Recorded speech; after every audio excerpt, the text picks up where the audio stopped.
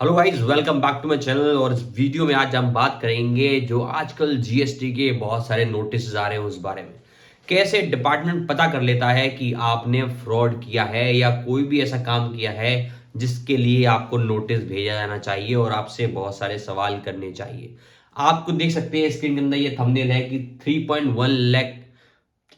आप देख सकते हो स्क्रीन पे जो थंबनेल है इसके अंदर हमने लिखा है 3.11 लाख करोड़ का जो घोटाला है वो अब तक जीएसटी जो डिपार्टमेंट है उसने देख लिया है। और मैं इस वीडियो के अंदर आपको ऐसे कुछ पैटर्न बताऊंगा जो जीएसटी डिपार्टमेंट आइडेंटिफाई करता है और उसके बेसिस पे नोटिस भेजता है और ऐसे केसेस को हाईलाइट करता है। चलिए देखते हैं 5 ऐसे कौन से कारण हैं जो जीएसटी डिपार्टमेंट पता कर लेता है और बहुत सारे बिजनेसमैन पकड़े जाते हैं जीएसटी केसेस के अंदर।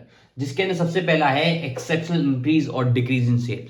जी हाँ, हम जीएसटी के अंदर जो भी टर्नओवर दिखाते हैं उसमें अगर किसी साल या फिर किसी महीने हमने 5 लाख रुपए का, अगले महीने सीधे 20 लाख रुपए का, फिर 50 लाख रुपए का, फिर 2 लाख का हो गया, फिर 3 लाख का हो गया, तो इस केस के अंदर जीएसटी ऑफिसर को यह सवाल में खड़ा हो सकता है कि इस बिजनेस में आखिर चल क्या रहा है। क्या ये बिजनेस ऐसा सीजनल है जिसके अंदर सेल में इतना अप एंड डाउन होता है बिजनेस के अंदर सीजन के अंदर और नॉन सीजन के अंदर, या फिर पता लगाना चाहिए कि इसके अंदर चल क्या रहा है। ऐसे में जीएसटी ऑफिसर आपको कॉल कर सकता है, आपको नोटिस भेज सकता है और आपसे बोल सकता है कि अपने रिकॉर्ड्स को हमारे सामने प्रेजेंट कीजिए, अपनी सेल को जस्टिफाई कीजिए, परचेज को जस्टिफाई कीजिए और ऐसा जो ट्रेंड बन रहा है उसके पीछे रीजन क्या है। तो एक बहुत बड़ा ये पैटर्न है जो आजकल जीएसटी डिपार्टमेंट ट्रेस करता है और देखता है कहाँ एक्सेप्शनल केसेस हो रहे हैं इंक्रीज और डिक्रीज इन सेल्स के। उसके अलावा जो सेकंड रीजन है वो है full tax liability through credit ledger. बहुत से बिजनेसमैन क्या चाहते हैं, वो जीएसटी पे करना नहीं चाहते। बहुत सारे बिजनेसमैन ऐसे होते हैं जो इस तरह से अपनी टैक्स की कैलकुलेशन करते हैं कि उनकी आउटपुट लायबिलिटी है वो क्रेडिट लेजर के अंदर जो आईटीसी पड़ा है उसके बराबर निकल जाती है। ऐसे केसेस को जीएसटी डिपार्टमेंट हाईलाइट कर लेता है और फिर सवाल जवाब करता है कि क्या आपको इतना प्रॉफिट भी नहीं हो रहा कि आपको बिल्कुल एज इट इज अमाउंट में बेचना पड़ रहा है। अगर आपने 100 रुपए की चीज ली, उस पर 10 रुपए का आपका लेट सपोज जीएसटी बना, ईटीसी बना, 110 का आपने लिया और उसके अंदर आपने उसको 100 का ही बेच दिया जिसके अंदर 10 का जो अपने आउटपुट का जो टैक्स था वो बना और आपने नेट लायबिलिटी के अंदर कुछ भी जमा नहीं किया। ऐसे केसेस को भी जीएसटी डिपार्टमेंट हाईलाइट करता है और ये पूछता है कि ऐसा क्यों हो रहा है, आप घाटे में बिजनेस क्यों कर रहे हो। और फिर उसके अंदर समन किया जाता है कि अपने परचेज के डॉक्यूमेंट लेके आइए, सेल्स के डॉक्यूमेंट लेके आइए और जस्टिफाई कीजिए कि आप जो फुल टैक्स लायबिलिटी जो दे रहे हो वो कभी आप पे नहीं कर रहे, हमेशा ही क्रेडिट लेजर के थ्रू आप एडजस्ट कर रहे हो। तो ये भी एक बहुत बड़ा रीजन है। तीसरा जो रीजन है बहुत बड़ा वो है bulk purchases from single party. GST department ऐसे केसेस को भी हाईलाइट कर लेता है जहां बहुत बड़ी 1 करोड़ 2 करोड़ की जो परचेज है वो सिंगल पार्टी से की गई हो।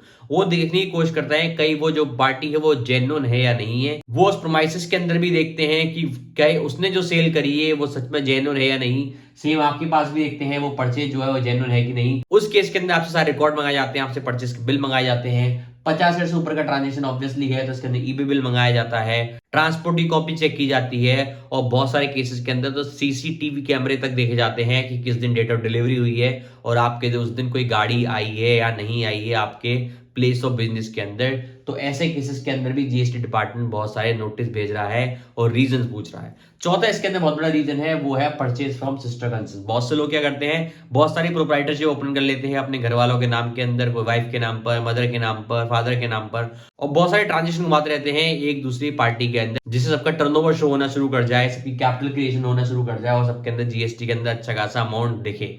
ऐसे केसेस को भी जो है जीएसटी डिपार्टमेंट कभी कभी उठा लेता है और पूछता है कि आपने सिस्टर कंसर्न से परचेज करी है, क्या जो सिस्टर कंसर्न है वो आपकी परचेज और आपकी सप्लाई पूरा करने के लिए है या फिर उसका क्या रूट ऑफ ऑपरेशन है, कहां से बिल आ रहे हैं, कहां से परचेज एक्चुअल हो रही है, क्या जो भी परचेज एक्चुअल हो रही है वो असली में हो भी रही है या बोगस है, या फिर सिर्फ बुक्स ऑफ अकाउंट्स के अंदर ही वो परचेज को घुमाया जा रहा है। ऐसे केसेस को भी जीएसटी डिपार्टमेंट हाईलाइट कर लेता है और आपसे सवाल जवाब करता है। और पांचवा बहुत इंटरेस्टिंग इसके अंदर जो रोचक जो बात है वो है ये, जिसके अंदर जीएसटी R1 की जो डेट है वो जो एसएससी है वो निकल जाने देता है।